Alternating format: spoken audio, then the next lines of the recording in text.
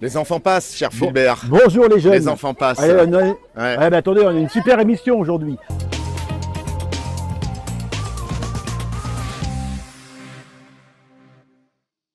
Alors, aujourd'hui, on est avec Éric Foguet dans l'émission Libérez vos talents, Ouais. comme on a l'habitude de le faire.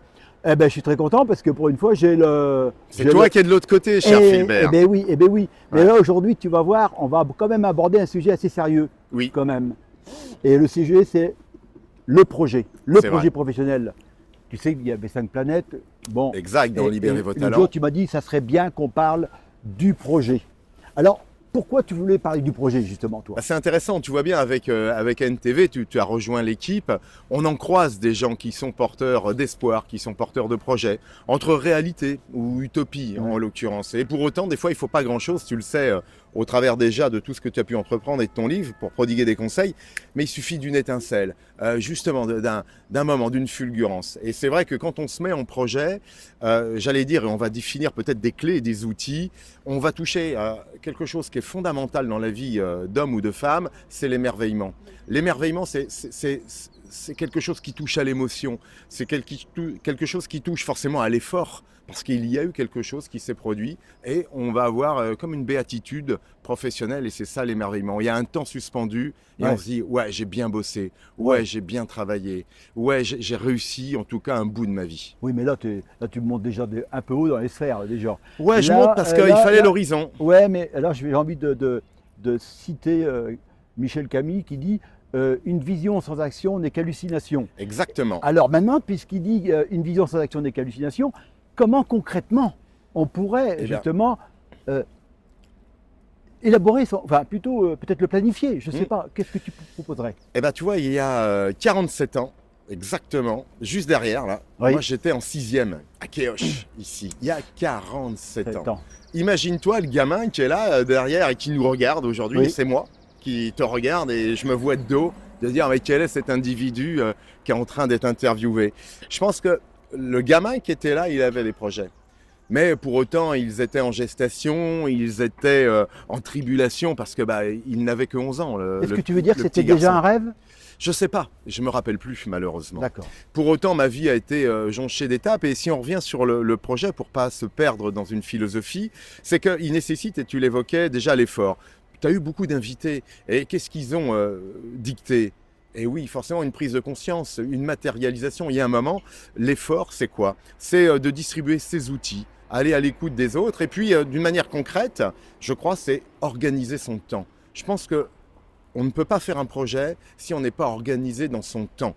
Car si on n'a pas un temps pour soi, un temps pour sa famille, un temps pour ses amis, on mettra les pourcentages que l'on souhaite. Et donc un temps pour son projet, eh bien on ne peut pas réussir son projet. Et il y a eu des tentatives, car en France on a stigmatisé, je dirais, l'échec. Alors que nous, on valorise l'expérience, on va dynamiser l'expérimentation. Et c'est pas grave si on tombe. Parce que lorsqu'on a mis autour de nous les gens ad hoc, ils sont là pour qu'on se relève, ils sont là pour, je dirais, penser des plaies des fois, des plaies mentales même, Alors, qui sont les plus dures. On n'a pas arrêté de dire justement que pendant les émissions qu'on a menées, c'est que l'échec faisait partie de la réussite à venir. Oui, Et ça, c'est vraiment important. On a parlé également de l'expérimentation.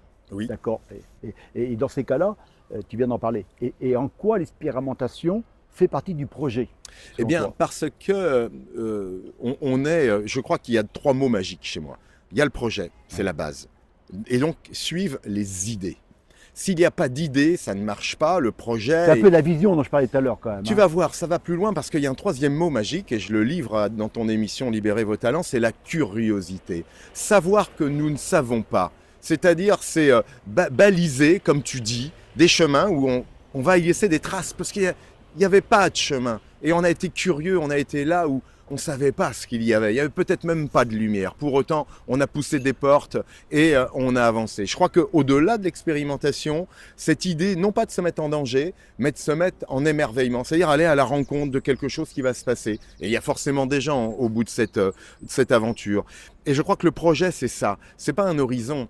C'est justement une alchimie entre la volonté de mettre des outils, la volonté de se mettre en marche, des idées, parce qu'il faut nourrir par un dynamisme en tout cas ce projet, et puis de l'émotion, parce que la curiosité, c'est inévitablement des rencontres qui vont être avec un mentor, avec un inconnu, une inconnue, parce qu'on va échanger, et dans ce qu'il en restera, c'est cette curiosité qui va être une éponge possible pour nourrir les idées, et les idées seront finalement ce chemin de fer pour que le projet, en tout cas, arrive à bonne destination. Oui, j'entends ce que tu dis. Il y a de l'expérimentation, il y a un chemin, il y a de l'idée qui nous guide sur le chemin, mais au départ, il doit bien y avoir une impulsion quand même. Alors l'impulsion, bah forcément, mais elle est... Parce qu'aujourd'hui, excuse-moi, mais aujourd'hui, il y a beaucoup de gens, hein, je le dis tout le temps, il y a 80% de personnes qui ne savent pas comment Alors se ça, diriger. c'est un chemin personnel. Je l'ai beaucoup entendu dans tes émissions. Je me suis même interrogé, posé des questions. Je crois qu'il y a deux types d'individus, hommes ou femmes, jeunes ou vieux. Et il y a ceux qui osent et il y a ceux qui attendent. Je ne veux pas dire qu'ils n'osent pas, mais qui attendent. Moi, je pense que, et tu l'évoquais, il est temps d'oser.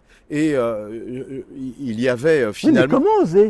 Eh ben, comment oser il y a pas, on ne sait pas répondre à ça parce que cette réponse, elle est multicritère. On l'évoquait, elle est familiale, elle est personnelle, elle est économique, elle est sociale, elle est philosophique. Alors, il y a une alchimie qui va se passer. Puis, il y a un moment, tu oses. Tu oses parce que tu as été au fond d'une piscine. Tu oses parce qu'il faisait beau. Tu oses parce que tu as du fric dans tes poches. Voilà. C'est peut-être là où on n'est peut-être pas tout à fait d'accord, tous les deux, et on est là pour ça d'ailleurs, pour débattre. C'est que justement, j'ai écrit ce livre à 60 ans, justement pour aider les gens à oser. Parce que quand ils le lisent, tous osent. Et ben voilà, il faut libérer vos talents. Parce qu'on a tous en soi des talents, sauf qu'on est forcément avec des critères de socio-style. On va parler un peu de PNL, mais moi je suis un promouvant dans cette lecture-là. Alors ma nature fait que j'aime oser. Ma nature fait que j'aime rencontrer les gens. Alors par contre, je ne suis pas forcément bon dans d'autres critères. Et j'aurais peut-être plus d'appétence à oser que d'autres. Mais ceux qui ont finalement un autre profil, il faut peut-être les aider. Il faut qu'ils aillent se révéler au travers de lectures, de mentors.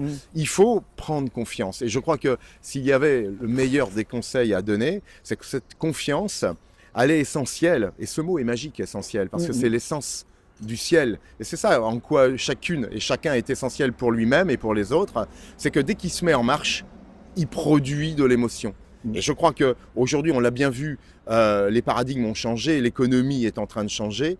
Et j'allais dire, finalement, pour être jusque-boutiste et peut-être même un tantinet anarchiste, si les banques demain prêtaient de l'argent autant de ceux qui veulent consacrer leur vie à mettre des projets plutôt que de financer du matériel, notre monde serait peut-être meilleur. Parce que c'est ça qui fait ressources. Alors c'est intéressant parce qu'on a une approche un peu philosophique, mais mais essentielle. Oui. Je le reconnais. Et c'est pour ça que je dis aujourd'hui que malgré tout ce qu'on dit, il y a quand même...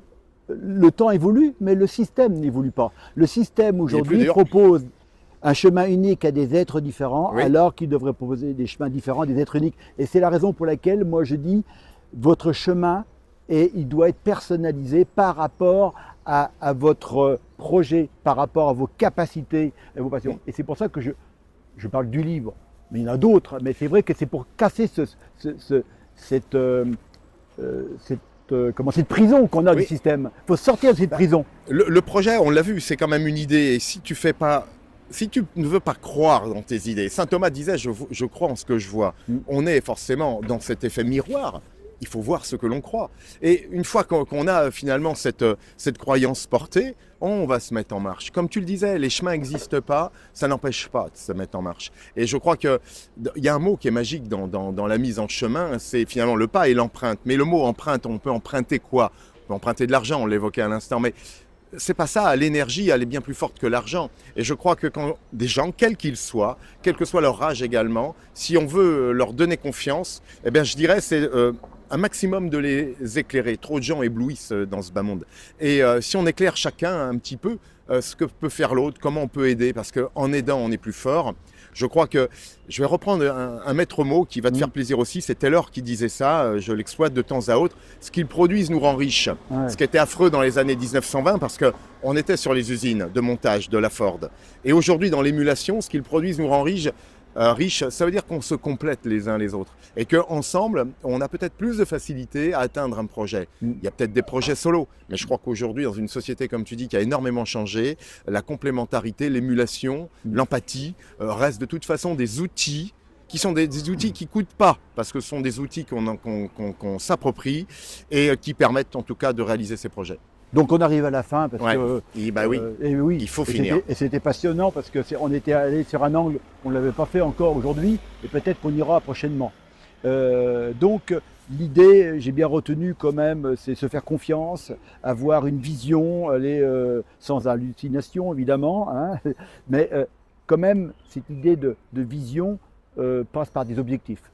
Et j'ai envie de finir par la citation d'un célèbre général Sun Tzu, hein, c'est pas facile. Non, c'est des noms difficiles. Mais il disait, celui qui n'a pas d'objectif ne risque pas de les atteindre. C'est un fait, il faut effectivement établir ces objectifs, aussi petits soient-ils, parce qu'à chaque étape de l'objectif, c'est de l'émerveillement. Mais l'objectif est le premier pas du chemin. Exactement.